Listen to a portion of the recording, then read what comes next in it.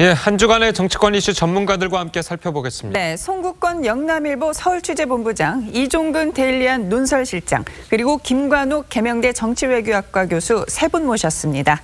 안녕하세요. 안녕하세요. 안녕하세요. 예, 조금 전 이제 리포트에서 나오기도 했는데 북한 예술단을 좀 내세우면서 재회담을 하자고 역제안을 했어요. 그 의면에 좀 어떤 의미가 있다고 좀 파악을 좀 해볼까요? 네, 일단 지금 리포트에도 나왔지만 우리가 급하다고 생각하는 것은 선수단입니다. 먼저 선수단, 그다음에 응원단, 숫자가 가장 많을 테니까요. 그다음에 예술단이 아닐까 싶은데 지금 응원단과 선수단은 논외로 하고 예술단만 먼저 하자라고 제안을 하면서 명단을 보면 재미있습니다. 그러니까 좀 눈여겨볼 점, 물론 현성월이 뭐 대표단으로 참가하는 것도 굉장히 의미가 있지만 보면 세 명이 모두 다 관현악단 지휘자, 악단, 부단장이에요. 그러니까 특정 관현악단 이름도 없어요. 예를 들어 은하수 관현악단도 아니고, 그렇다고 북한이 지금 어떤 또 다른 관현악단이 있는 것도 아니거든요. 그러니까 이게 보통 명사인지 고유 명사인지도 모르겠는 불특정한 관현악단이라는 그런 그 단체의 지휘자와 악단장과 그다음에 부악단장 이렇게 지금 구성을 했단 말입니다.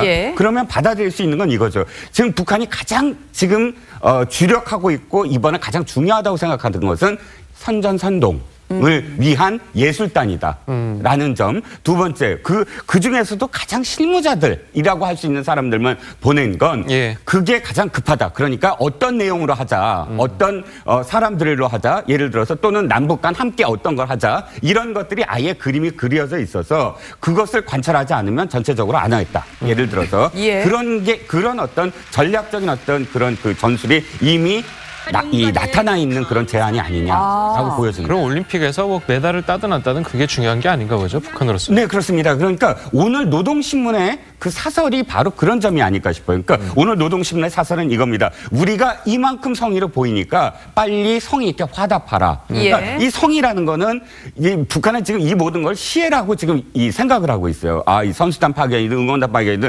그런데 당신들이 가장 지금 원하는 게 뭐냐면 예술단 아니냐, 모란봉악단이든 가장 인기 있는 게 아니냐, 남한에서도. 그러니까 이런 것들을 함으로써 우리는 우리끼리 민족 자주의 원칙으로서 앞으로 이렇게 그런 접촉을 해나갈 수 있으니까 화답하라라는 그런 제목의 이 사설을 했는데 이것이 둘이 맞물리면서 북한의 어떤 뭐랄까요, 선전 공세 이런 게 좀 느껴지는 부분이 있습니다. 그렇군요. 자, 북측 대표단 면면 중에 가장 세관의 관심이 집중되어 있는 인물은 단언코 현송월 악단 단장인데요.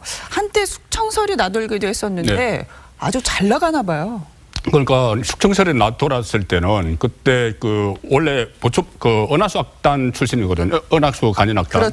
그때 은하수 관현악단이 2014년인가 해체가 됐어요. 그 대체된 이유가 두 가지가 나돌았었죠. 하나는 그때 처형된 장승택과 연루가 돼 있다. 이야기 하나고, 하나는 이설주, 김정은의 부인 이설주의 학창 시절 이야기를 은하수 관현악단 사람들이 이야기를 하다가 뭐 처형도 되고 했다. 그때 현송월도 처형이 됐다. 이런 소문까지 나돌았지만은 실제로 현송월이 우리들에게 아주 가까이 다가온 건 지난번 2015년이죠. 베이징에 모란봉악단 참관을 하러 갔다가 그때 시진핑이 참관을 하기로 됐었어요.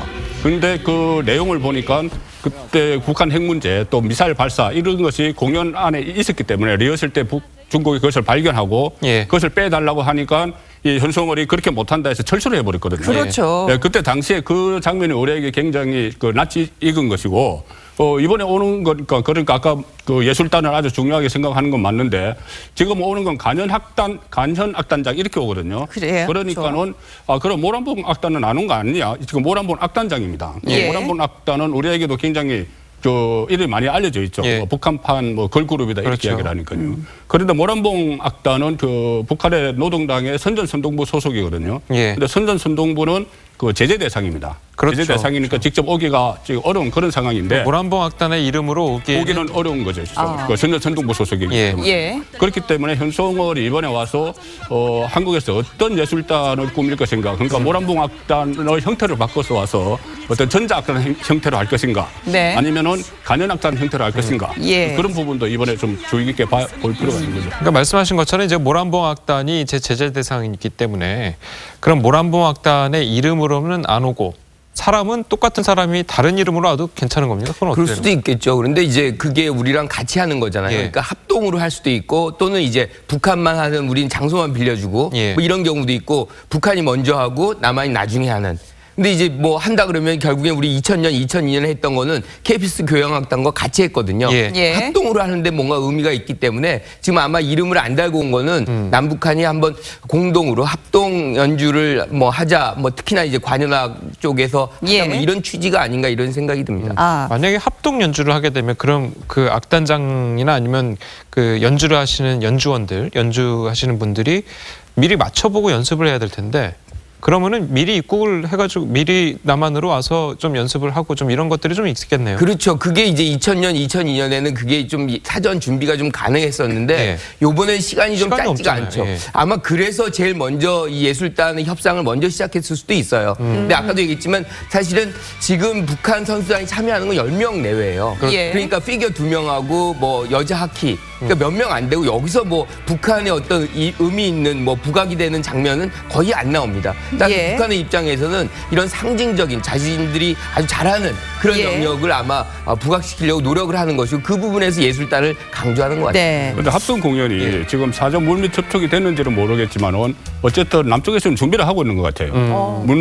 문체부 쪽에서 그 코리안 심포니 오케스트라나 KBS 오케스트라 또 서울시향 예. 이런 데 대해서 2월 달에 공연 스케줄을 문의를 했다는 것이거든요. 예. 그렇다면 평창 동계올림픽 기간에 오는 그 평양에서 오는 그 관현악단과 그 합동 공연을 좀 준비 중인 거 아닌가 그런 생각이 들고요. 예. 그 모란봉 악단 같은 경우 또 이런 게 있습니다. 만약에 그 제재 대상이지만은 저번에 다른 부분도 제재 대상이 상당히 많죠. 체류비 같은 것을 우리가 지원해주면 안 된다. 예. 이런 말이 많았는데 모란봉 악단이 오더라도 그때 미국에서 어떤 기준이 나왔냐 하면은 한국 현지에서 다 소비를 하고 가는 것은 제재와 상관없다 이렇게 됐어요. 그러니까 가령 예를 들어서 한국에서 체재비나 이런 숙식비는 다 제공을 해도 뭐 아이스하키 스틱 하나 예. 이런 거는 안 된다 이런 말이 나왔거든요. 그렇기 때문에 그 부분에 이것을 준용을 하면은 모란봉 악단 형태가 와서 공연을 할 그런 여지도 아직은 있는 거죠. 아, 그렇군요. 자, 현송월이 이끄는 이 모란봉 악단은 이 북한판 걸그룹으로 통하고 있는데요. 예. 현송월의 모습 직접 한번 보실까요? 아니 누구신지 소개부터 하시죠. 서울에서 왔습니다. 서울에서 왔습니다. 거기서 왔습니까? 네네. 한 말씀 좀 아니 근데 부탁드리겠습니다. 어떻게 중국에 오셨습니까? 관람률이 얼마나 높은지 정말인지 굉장합니다. 못 본 사람은 축의도 못 끼울 상태입니다. 저는 무조건 보겠습니다. 꼭 보겠습니다. 오늘 못 보면 자고서 내일 다시 보고 가자 이면서 지금 사람들이 막 달려왔습니다. 기대에 있어서도 항상 모란봉 악단 공연 생각이 나서 무대 나서서 이렇게 노래 부르면 관중들이 이렇게 우리 보면서 막 박수 쳐주고 이거 춘단 말입니다. 우리 보면서 이렇게 막 쳐서 웃는단 말입니다. 이렇게 보면 힘이 섰습니다. 근데 네, 들어보면 정말 모란봉 악단의 인기가 굉장하다는 것을 저희들이 좀 알고 있는데요. 그렇다면 이 악단에 들어가는 것도 쉽지 않은 일 같아요. 우리가 지금 뭐 3대 기획사라고 하지 않습니까? 거기에 아이돌로 이제 그 연습생으로 들어가는 것도 사실 하늘의 별따기고 그렇죠. 또 거기서 이제 진짜 데뷔해서 성공하는 것도 별따기인데 예. 그보다 더 힘든 걸로 북한 좀 사이에서는 알려져 있어요.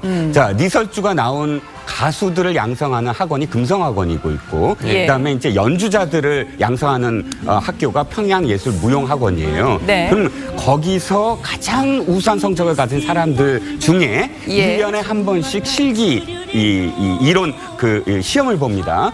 거기서 1급부터 6급까지 이제 따져서 거기서 1급을 받은 사람 중에 네. 가장 미모와 몸매와 그다음에 출신 성분 같은 거를 따져서 마지막으로 선정을 한다는데 그 선정하는 마지막 기준은 베일에 쌓여 있다.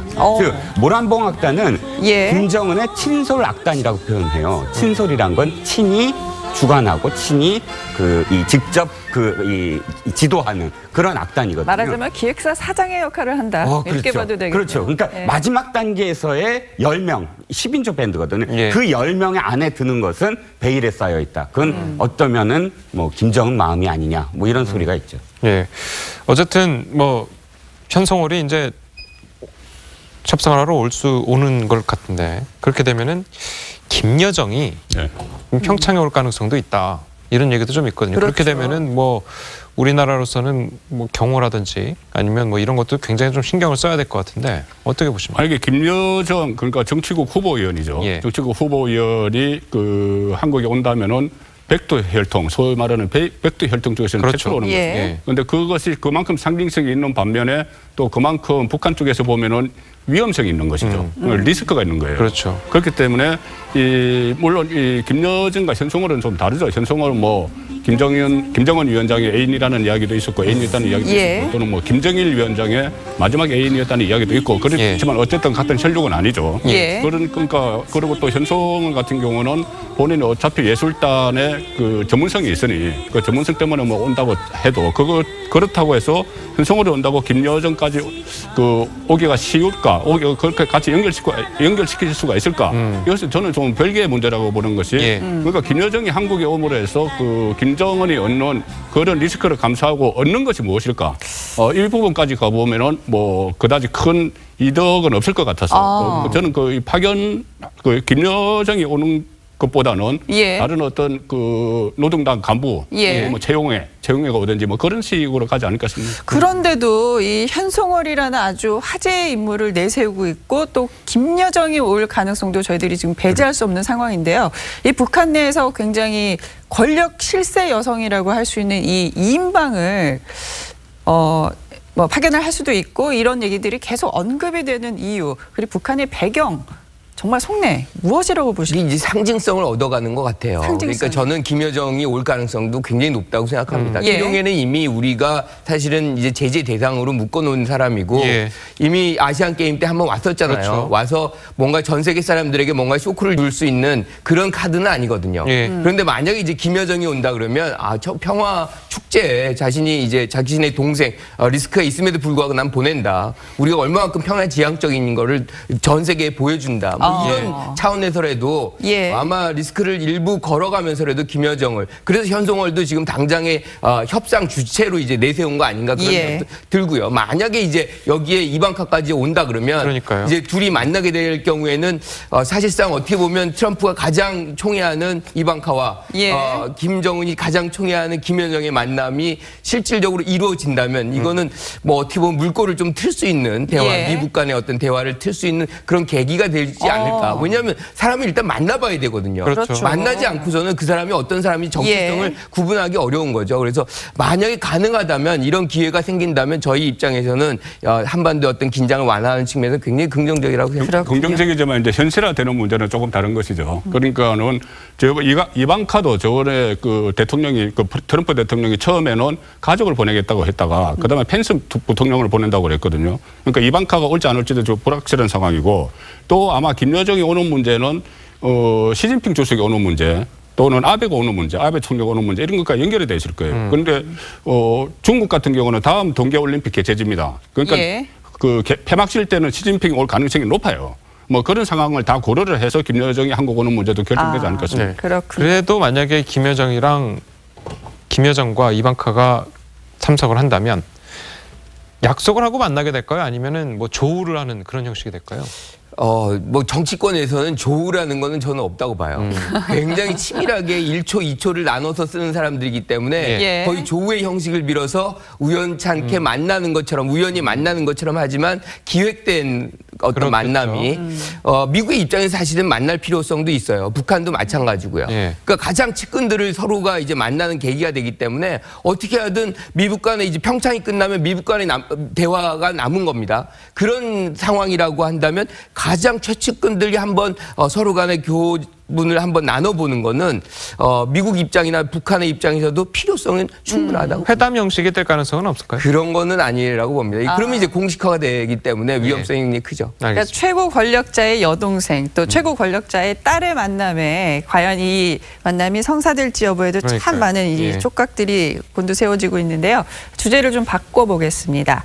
자, 지방선거 앞두고 정치권 정말 발빠르게 움직이고 있는데요. 야당은 인재 영입에 이 골몰을 하고 있고 이 홍준표 대표는 바른정당 탈당파들을 향한 문을 활짝 열었습니다. 자, 관련 발언 한번 들어보실까요? 이번에 차 타고 내려오면서 양경필 경기지사하고 그 4년 만에 처음으로 통화를 했습니다. 언제 오노? 그러니까 주말경에 갑니다. 꼭 받아주실 거죠? 네, 오라고 했습니다. 저희 당이 새해부터는 되기는 되는 모양입니다. 그분들은 될 것 같으니까 이제 모여드는 거죠. 예, 지금 보면은 이제 홍준표 대표가 이제 뭐 남경필 지사와 통화를 하면서 뭐 곧 올 거다 뭐 이런 식으로 얘기를 했다고 얘기를 하는데 남경필 지사는 뭐 동탁을 잡는 조조가 될 것이다. 네.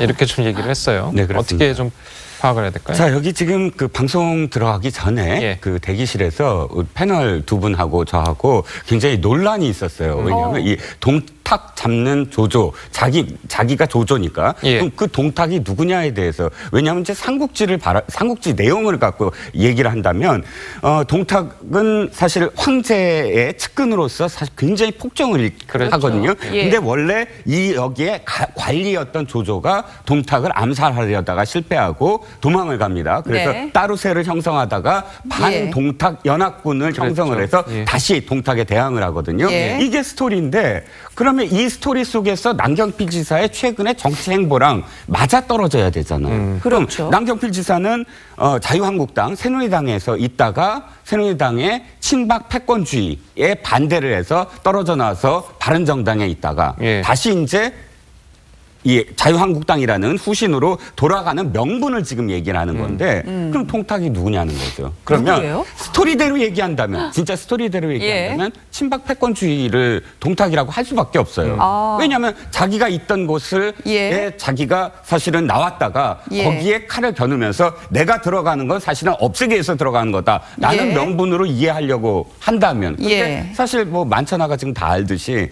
친박은 지금 소멸하고 있지 않습니까? 그런데 예. 소멸하고 있는 친박 패권주의의 명분 때문에 다시 들어간다? 그것도 말이 좀 안 되고. 그러니까 여러 가지 설이 있는데 저는 어쨌든 남경필 지사의 그 행보에 따른 맥락으로 이해한다면 예. 그렇게밖에 이해가 안 되는 거예요. 어떻게 보세요? 그런데 그러니까 조조가 동탁을 제거하기 위해서 두 번 시도를 한 번은 단신으로 들어가서 그 살해를 하려다가 실패를 하고 그렇죠. 한 번 연합군을 해서 실패를 네. 두 번 실패를 합니다.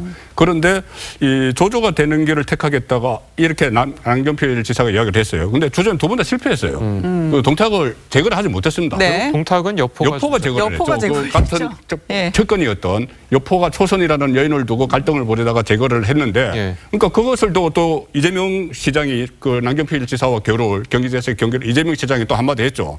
뭐 조조는 실효에 따라 진영을 옮기지 않는다. 예. 여기서 남경필 지사가 바른정당에 갔다가 복당하는 걸 또 비꼬는 것이죠. 예. 그렇게 하면서 용맹하지만 이타갈 곳을 찾아다닌 건 여포다 이렇게 이야기를 했어요. 예. 그러니까는 그런데 이 부분도 그렇다면은 여포가 그러니까 남경필 지사가 여포다 이 말이 또 되는 것이죠. 그렇죠. 그러니까 양쪽에 오늘 그 SNS로 주고받은 말을 보면 뭔가 좀 맹점이 하나씩은 있는 것 같아요. 예, 그렇죠. 어떻게 보세요? 이 여포는 어떠한 인물이고 왜 또 이재명 시장은 여포라는 비유를 했을까요? 여포가 조조보다 훨씬 더 부정적이죠.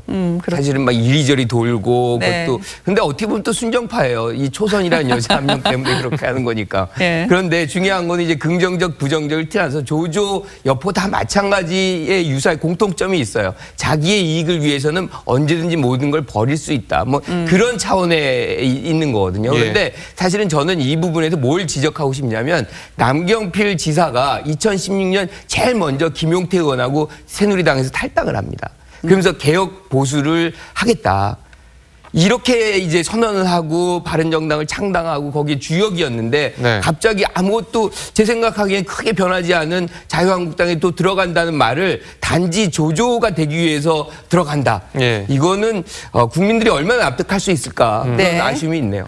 여포 말씀을 하셨는데 사실은 굉장히 뼈아픈 이 지적이에요. 바른정당 사람들을 여포라고 한다면 왜냐하면 여포는 동탁 못지않게 포악한 사람이었어요. 네. 그리고 동탁 못지않게 사실은 사람들을 아주 죽이고 했는데 동탁의 양아들이었죠. 그런데 단지 이 여인 때문에 동탁을 배신했다 하는 것 때문에 이 여포가 동탁을 죽인 것이지 사실은 역사에 남는 것은 동탁이나 여포나 마찬가지이거든요. 그러니까 지금 바른정당에 대해서 지금 이야기하는 것들이 이런 지점이죠. 비록 박근혜 대통령의 탄핵에 동조는 했으나 그러나 원천적으로 책임은 똑같은 책임을 갖고 있는 게 아니냐. 그런 사람들이다라는 의미의 사실은 뼈아픈 비판이나 이런 지점이거든요. 그러니까 배신자다라는 어떤 의미로 여포를 했으니까 사실은 굉장히 아픈 대목이 있죠. 자, 이런 상황에서 또 의외의 복병이 등장을 했는데요. 전해철 의원 얘기 한번 들어보실까요? 우리 당에서는 당연히 이번 지방선거, 총선 그리고 앞으로의 대선 등을 준비해야 할 텐데 당의 유력한 주자들이 다 당 밖에 있어서야 되겠습니까? 또 때로는 당이 와서 역할을 하고 필요한 일도 해야 된다고 생각하는데 기회가 된다면 확실하게 일을 하는 게 필요하다. 정당한 평가와 판단에 의해서 일을 해야 된다라는 의견을 좀 사전에 좀 나누는 일일이 여쭈고 하는 것은 적절하지 않다고 생각합니다만은 그래도 불구하고 문재인 대통령이 반대하신다면 제가 당연히 안 하겠죠. 그 정도 이야기하시면 됩니다. 자, 지금 전해철 의원 같은 경우에는 뭐 양정철, 이호철, 전해철 이렇게 3철 중에 한 명 아니겠습니까? 그렇죠. 그러면은 조금 마지막에 이제 했던 말이 굉장히 의미심장한데 뭐 반대를 했으면 제가 하겠습니까? 이 말은 반대를 안 했다는 얘기잖아요. 그러니까 그 오더를 내려서 경기도지사 선거 나가라 이러지는 않았어도 본인이 나간다고 보고를 했을 때 반대는 안 했다는 이야기죠. 그렇죠. 이것은 중요한 것이 그 뭐냐면 문재인 대통령의 의중이 이번 지방선거 공천에 실리느냐 이 문제로 연결이 되거든요.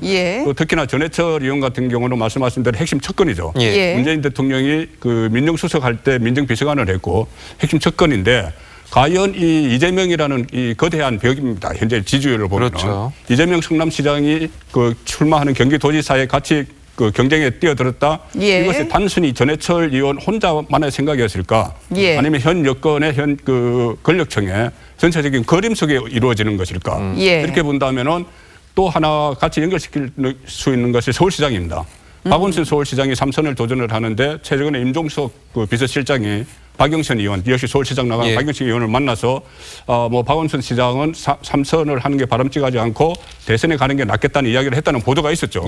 뭐 저 구체적인 부분은 서로 말이 다르지만 어쨌든 그런 말이 오고 갔어요. 그렇다면은 임종석 실장이 대통령 비서실장이 그렇게 했다면 여기도 또 문심이 묻는 거 아닌가. 그러면 그 차기의 포스트 문재인의 유력한 두 사람인 박원순 서울시장과 그 이재명 성남시장 이 두 사람에 대한 어떤 견제가 들어간 게 아닌가 이런 정치적인 해석을 내릴 수가 있기 때문에 이 부분이 상당히 의미가 있는 거죠. 그러면은 이제 이 양정철 이 전 민정수석이 부산시장에 나온다는 말도 있고, 이호철 이 민정수석이 부산시장에 나온다는 말도 있고 또 양정철 전 비서관에 대한 얘기도 솔솔 나오고 있는데요. 그렇다면 이른바 삼철이 다 이번 선거에 나오게 될 가능성 어떻게 보세요? 저는 이제 지금 전해철 의원 같은 경우는 100% 나온다고 보고요. 근데 이제 경선이 되니까 경선에서 지게 되면 이제 뭐 계속 유지를 하는 거고, 그 다음에 이호철 전 비서관 같은 경우는 사실상 50% 정도 되는 것 같아요. 지금 지역에서는 이제 계속 나오라고 얘기하는데 본인은 아직 결정을 안 한 것 같고, 양정철 전 비서관 같은 경우는 100% 안 나옵니다. 그러니까 이번에 이제 다시 인터뷰한 내용에 보면 최초의 비서관, 최초의 참모이자 마지막 참모이고 싶다. 즉 다른 어떤 공직을 맡고 싶지 않다는 것을 명확히 했던 부분이 있기 때문에 뭐 어느 정도 지사적 마인드를 갖고 있다고 본다면 그런 선언 밑에서 어떤 뭐 공직을 뭐 잡는다거나 뭐 그런 행위를 잘 안 하지 않을까. 그런데 어쨌든 뭐 확실한 거는 양정철 전 비서관 같은 경우는 출마를 안 할 것 같습니다. 양정철 비서관은 19일 날 귀국하죠. 그 해외 대선 이후에 해외에 머물다 귀국을 하는데 귀국하기 전에 언론 인터뷰를 집중적으로 했어요. 집중적으로 했고 물론 이번 지방선거에 나올 가능성이 상당히 낮습니다. 그 세일도 축복하고. 그런데 오늘 공개된 언론 인터뷰에서는 내 역할은 문재인 대통령 퇴임 이후에 하는 거다 이렇게 이야기를 했지만은 그 전에 쭉 언론 인터뷰를 보면은 더 그 현실적인 말을 몇 가지 했어요. 나는 양날의 칼이다 이렇게 이야기했습니다. 내가 문재인 대통령 옆에 있으면은 그 믿음직하기는 하겠지만은 어떤 다른 시스템의 문제가 생긴다는 것이고요. 그것은 이너서클이 구축이 된다는 이야기겠죠. 또 하나는 내가 청와대나 그 내각에 들어가야 되는 그런 상황이 오지 않기를 바란다고 이야기했어요. 그렇다면 이것은 만약에 문재인 대통령이 어떤 어려움에 처했을 때는 언제든지 투입이 될 수 있다는 또 그런 말이 되기 때문에 양정철 비서관 이번에 지방선거에는 출마를 하지 않겠지만은 앞으로 그 권력에 진입을 할 수 있는 그런 여지는 남겨놨다고 보는 거죠. 그러니까 선출직이 아닌 그 청와대의 비서관으로서의 들어갈 수 있는 참모로서 들어갈 수 있는 가능성은 충분히 있다 이렇게 보시는 건 거죠. 그렇죠. 그러니까 기본적으로 그 보통 핵심 측근들은 임명직을 가지 말자는 이야기를 합니다. 그 과거에 김대중 대통령이 당선됐을 때도 그때 하나갑 대표나 여러 측근들이 우리는 임명직은 안 하겠다고 선언을 했어요. 선출직은 뭐 국회의원은 나갈 수도 있는 것이고 그렇게 선언을 했지만은 이번에는 그 양정철 비서관 같은 경우는 그 선출직 지금 지방선거를 건너뛰면은 총선이 2년 반이나 남기 때문에 그때까지가는 그냥 있을 것 같지는 않고 아마 임명직에 좀 그 가담할 가능성이 좀 높다고 보는 거죠. 그렇군요. 지금 뭐 가장 격전지로 꼽히는 지역이 서울시인데요. 거론되는 이 여당 내 후보들도 정말 뭐 쟁쟁하고 기싸움이 지금 펼쳐지지 않을까 저희들이 예상을 하고 있습니다. 네, 그렇습니다. 자, 가장 중요한 게 문재인 대통령의 마음, 이른바 문심을 확보하는 후보가 가장 유리한 고지를 차지하게 될까요? 그렇죠. 왜냐하면 지금 본선보다 경선입니다. 워낙에 지금 그 지지율도 높고 또 지난번에 문재인 대통령의 이 득표율을 보면 서울 지역에 사실 압도적이었어요. 그 역대 그 선거에서 보면. 그러면 지금 서울시는 아마도 경선이 본선보다 더 힘들 것이다. 더불어민주당 같은 경우. 그렇기 때문에 아까 뭐 본부장님도 잘 말씀을 해주셨지만 저는 김경수 이 문재인 대통령 최측근 김경수 의원이 한번 만났잖아요. 박원순 시장에 만나서 부산시장으로 가는 게 어떠냐. 경남도지사로 가는 게 어떠냐라는 제안이 문심이었을 가능성이 굉장히 크다. 왜냐하면 어차피 지금 사실 대통령에 당선이 되고 수많은 사람들이 이번 선거에 나가고 싶어 하는데 서울시가 굉장히 큰 어떤 또 이 활로예요. 만약에 그걸 좀 열어주면 상당히 많은 부분 또 이렇게 전체적인 어떤 구도가 되거든요. 그러니까 이게 어떤 의미냐면 서울시장의 문제가 아니라 전체적인 인물 구도 바람이라는 선거의 3대 요소의 하나의 어떤 축을 서울시라고 보는 거예요. 그래서 서울시에 새로운 사람을 넣게 되면 전체적으로 인물 구도 바람에 이 어떤 구도를 만들 수 있다라는 게 지금 이 문재인 정부의 어떤 시각이 아니었겠느냐. 그렇기 때문에 박원순 시장한테 전격 제안을 한 건데 박 시장이 그것을 받아들이지 않음으로 해서 사실은 임종석 실장의 그런 어떤 멘트들이 지금 그렇게 확대 해석이든 아니면 뭐 팩트든 이렇게 받아들여지고 있거든요. 박원순 시장이 계속 나간다고 했을 경우 사실은 굉장히 이제부터는 볼만한 경쟁이 될 겁니다. 왜? 현재 지지율이 가장 높거든요. 그런데 그럼에도 불구하고 어쨌든 바람을 일으키려면 새로운 어떤 더불어민주당 다른 후보들이 뛰어들어서 계속 경쟁을 할 거거든요. 그렇다면 이 안에서 사실은 뭐 바람직한 충돌이라고 할 수 있죠. 경선 과정이 뭐 이 볼만한 어떤 경쟁이 될 것 같습니다. 알겠습니다. 오늘 말씀은 세 분 말씀 여기까지 듣겠습니다. 감사합니다. 잘 들었습니다. 감사합니다.